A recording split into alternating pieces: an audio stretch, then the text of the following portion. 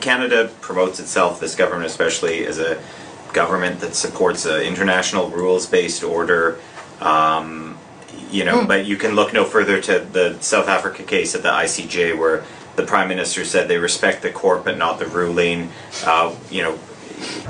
Canada's inaction or lack of inaction, what do you think that says to our reputation that we hold dear here, that we are a country that respects the United Nations, respects international law?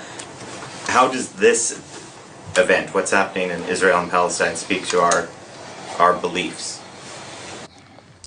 I can tell you I think I made it clear in French and English what I think. I think that this is not coherent. There is a lot. Let's be very honest. You cannot say that you are in favor. You recognize the primacy of international law and then violate international law in the meantime.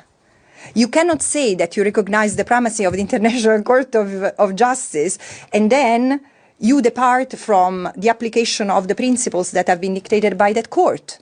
There is incoherence, and that incoherence has a name, is lack of compliance.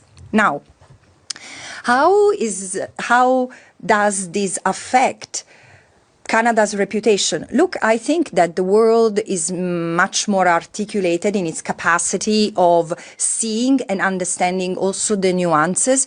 First of all, something that, I live in an Arab country and I travel a lot across Arab countries, and there is so much admiration for the young people and the universities who have mobilized in this country in solidarity with the Palestinian people. And this includes, in this country, like in the United States, a substantive Jewish component. This is so important, so fundamental, because in a way, it's building a bridge that has been broken many decades ago between the Jewish people and the Arab people. This is immense. And so people differentiate the political level from the people in general. I also think that the media in this country as well, like not different from the rest of the West, have not been very diligent or led by ethical principles in reporting what was happening in Palestine before October 7, on October 7 and after. So probably there is large part of the Canadian people who don't even know what kind of inferno Gaza has been turned into.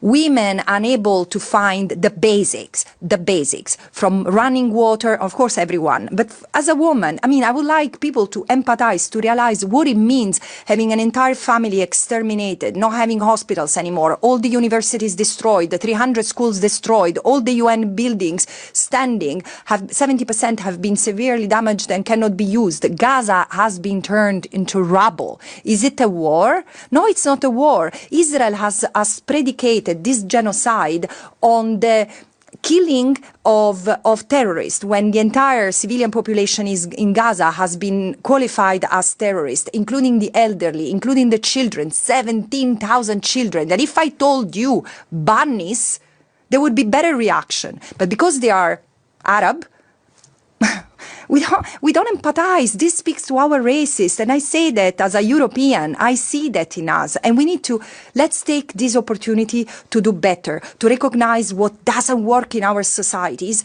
And may this be the last genocide in history. This is where we are today. And Canada is still seen as part of the old settler colonial bloc. I'm sorry.